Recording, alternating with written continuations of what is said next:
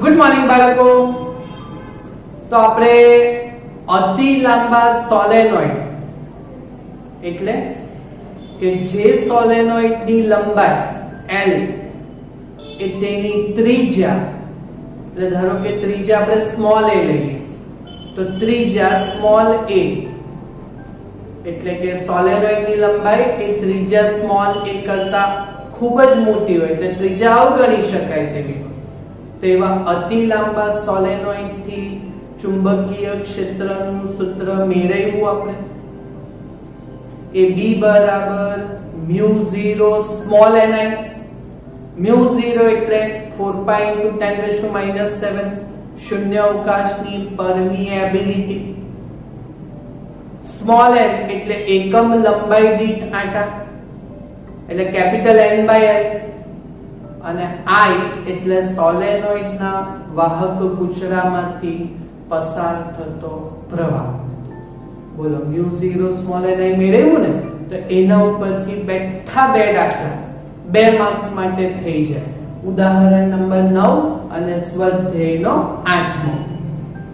બરાબર. તો એ જે સૂત્ર છે તે અતિ લાંબા સોલેનોઇડ માટે છે. ઓકે, ચાલો તો રકમ વાંચીએ, ડેટા બાર કરી અને સૂત્ર મૂકીને જવાબ જ લાવવાનો છે. હા, એટલે ચાલો અહીંયા જોજો 1 સેન્ટીમીટર ની ત્રિજ્યા. ઓકે, તો ત્રિજ્યા સ્મોલ a બરાબર 1 સેન્ટીમીટર. ઓકે, એટલે ભાગ્યા 100 કરું તો 0.01 મીટર. જો કે ત્રિજ્યાનું કઈ કામ નથી પડવાનું આપણને દાખલા. બરાબર, એટલે 1 સેન્ટીમીટર ની ત્રિજ્યા.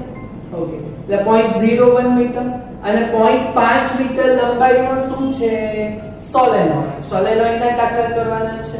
ઓકે, એટલે લંબાઈ L એ 0.5 મીટર. આવું સોલેનોઇડ 500 જેટલા આંટા બતાવતું છે. ઓકે, 500 જેટલા આંટા છે એટલે આંટાની સંખ્યા n બરાબર 500. ઓકે, હવે તેમાંથી કેટલો પ્રવાહ પસાર થતો છે? 5 એમ્પિયર પ્રવાહ પસાર થતો છે. એટલે I બરાબર તમને કેટલું આપેલું છે? 5 એમ્પિયર પ્રવાહ છે. હા, તો સોલેનોઇડ ની અંદર ચુંબકીય ક્ષેત્ર શોધવાનું છે. એટલે B બરાબર ક્વેશ્ચન માર્ક. હા, ચાલો અહીંયા પહેલી શરત જોઈ લો. લંબાઈ L એ ત્રિજ્યા કરતા બહુ મોટી છે કે આ 1 જ સેન્ટીમીટર છે અને 9 સેન્ટીમીટર, આ 1 સેન્ટીમીટર છે ત્રિજ્યા ના આ 0.5 મીટર એટલે ગુણ્યા 100 કરું તો 50 સેન્ટીમીટર. તો 50 સેન્ટીમીટર ની લંબાઈ છે તો બોલો ત્રિજ્યા કરતા ખૂબ જ મોટી છે કે નહીં? બરાબર, એટલે એ વસ્તુ અહીંયા પહેલા ખાસ લખવાની. અહીં હા ને L ગ્રેટર ધેન a હોવાથી આ ખાસ લખવાનું. હા કે એટલે જે પેલું સૂત્ર છે તે અતિ લાંબા સોલેનોઇડ માટે જ છે એટલે ડાયરેક્ટ સૂત્ર નહીં વાપરતા. જો ત્રિજ્યા આપેલી છે તો L ગ્રેટર ધેન a છે કે નહીં એટલે હોવાથી અતિ લાંબા સોલેનોઇડ થી ચુંબકીય ક્ષેત્ર. હા, તો એ સૂત્ર શું છે આપણું? B બરાબર μ0 સ્મોલ ni. આ સૂત્ર છે. બરાબર, હવે આપણે સ્મોલ n એટલે આંટાની સંખ્યા એકમ લંબાઈ દીઠ કેપિટલ N અને L આપેલા છે. ઓકે, તે પહેલા લઈ લઈએ જ્યાં સ્મોલ n એટલે એકમ લંબાઈ દીઠ આંટાની સંખ્યા એટલે કેપિટલ N/L. બરાબર, ચાલો કેપિટલ N/L હવે અહીંયા મૂકી દો કાં તો ડાયરેક્ટ ગણતરી કરી દો. આપણે મૂકી દઈએ વેલ્યુ. ઓકે, તો B બરાબર સૂત્ર શું આવવાનું? μ0 ni સ્મોલ l. ઓકે, ચાલો હવે વેલ્યુ મૂકો. તો વેલ્યુ મૂકો તો 4 પાઈ * 10⁻⁷ μ0 ની વેલ્યુ. આંટા કેટલા છે? n બરાબર 500. 500 એટલે 5 ગુણ્યા 10⁻². બરાબર. ઓકે, પછી I પ્રવાહ 5 એમ્પિયર છેદમાં લંબાઈ તો લંબાઈ 0.5. ઓકે, તો જવાબ જે આવશે તે 10 ની જે ઘાતાંક કેટલી આવશે તો -7 + 2, ઓકે, -7 + 2 એટલે -5. ઓકે, ને હવે ગણતરીમાં જોવાનું રહે તો 5 × 5 25, 25 × 4 × પાઈ ભાગ્યા 0.5. આટલું કેલ્સીમાં કરવાનું કે નહીં? હા ને, ચાલ આપણે કરી લઈએ. જો 5 × 5 25, 25 × 4 100, 100 પાઈ ભાગ્યા 0.5. હા ને, તો 100 પાઈ એટલે ગુણ્યા 3.14 એટલે 100 પાઈ એટલે 314. પાછું 50 25, 25 × 4 કેટલું? 100, 100 × પાઈ કરો એટલે 314, 314 ભાગ્યા 0.5 એટલે 314 ભાગ્યા 0.5. આ જવાબ આવશે 628. કેટલો જવાબ આવ્યો? 628. આટલા ટેસ્લા. તો સ્ટાન્ડર્ડ ફોર્મમાં જવાબ B બરાબર કેટલો થશે? તો 6.28 ગુણ્યા 10⁻³ ટેસ્લા. બોલો આ ભાઈ કેટલું ઈઝી છે, એટલે 6.3 પર લખી શકાય ને? થશે પાક્કું? ઓકે, હવે એવો સેમ દાખલો આવ્યો. ચાલો જોઈ લો. સેમ દાખલો છે, એમાં હું ટોપ ફોડવા દઉં. હા, ચાલો 80 સેન્ટીમીટર લંબાઈ સોલેનોઇડ જ છે. ઓકે, એટલે લંબાઈ L બરાબર 80 સેન્ટીમીટર એટલે મીટરમાં ભાગ્યા 100, 0.8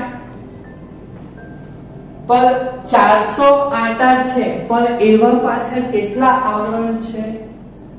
5 આવરણ છે. આ વસ્તુ શીખવાની રહી. એટલે આટાની સંખ્યા કેપિટલ N જે આપેલી છે તમને, તે આપેલી તો છે 400. હા, પણ એવા તો કેટલા આવરણ છે? 5 આવરણ છે. 400 આટા, એની ઉપર પાછળ 400 આટા, એની ઉપર પાછળ 400, એવા 5 વાર આવરણ આપેલા છે. એટલે એને 400 સાથે એવા 5 આવરણ છે એટલે ગુણ્યા 5 કરવા પડશે. નિયમ જ પડી. સમજ પડી કે નહીં પડી? પડી. ઓકે, તો આ 5 ચોકુ 20 એટલે આ 2000 થશે. 2000 એટલે 2 ગુણ્યા 10⁻³ બરાબર. બોલો 400 આટા આપેલા હતા, પણ એવા તો 5 આવરણ છે એટલે 2000 એટલે 2 ગુણ્યા 10⁻³ આટા થઈ ગયા. ઓકે, હવે સોલેનોઇડ નો વ્યાસ આપેલો છે. હા ને, તો ત્રિજ્યા, જો કે એનું કઈ કામ નહીં પડે એટલે ત્રિજ્યા સ્મોલ a બરાબર 1.8 સેન્ટીમીટર ભાગ્યા 2 એટલે 0.9 સેન્ટીમીટર બરાબર. ઓકે, તો એ પાછું મીટરમાં કરો તો પાછું ભાગ્યા 100 એટલે 0.009 મીટર. જો કે ત્રિજ્યાનું કોઈ કામ કરવાનું નથી એટલે જસ્ટ એ તો ડેટા મૂકી દીધો. એટલે જોઈ લો લંબાઈ એ 80 સેન્ટીમીટર છે. હા ને અહીંયા ચાલ આને લેવા દો. અને ત્રિજ્યા એ 0.9 સેન્ટીમીટર છે એટલે 1 સેન્ટીમીટરની નજીક છે. તો બોલો L ગ્રેટર ધેન a છે કે નહીં? તો એક શરત આપણી થશે. શરત માટે આવ્યું આ કામ કરો. હા ને, અને પ્રવાહ કેટલો છે? I બરાબર 8 એમ્પિયર છે બરાબર. તો આપણે શોધવાનું શું છે? ચુંબકીય ક્ષેત્ર શોધવાનું છે સોલેનોઇડના કેન્દ્ર પર. ઓકે, તો અહીં જોજો, અહીં L ગ્રેટર ધેન a હોવાથી જો સોલેનોઇડની લંબાઈ a ત્રિજ્યા કરતા ખૂબ જ મોટી છે. ઓકે, તો L ગ્રેટર ધેન a હોવાથી હા ને અતિ લાંબા સોલેનોઇડ થી ચુંબકીય ક્ષેત્ર. ઓકે, તો એ B બરાબર સૂત્ર આપણું શું છે?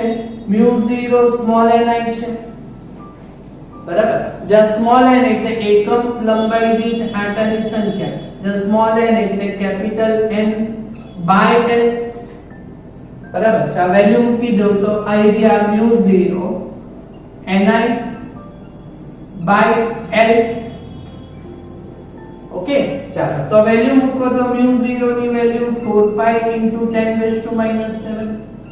આટા 2000 હતા એટલે 2 * 10⁻³ પ્રવાહ 8 એમ્પિયર છે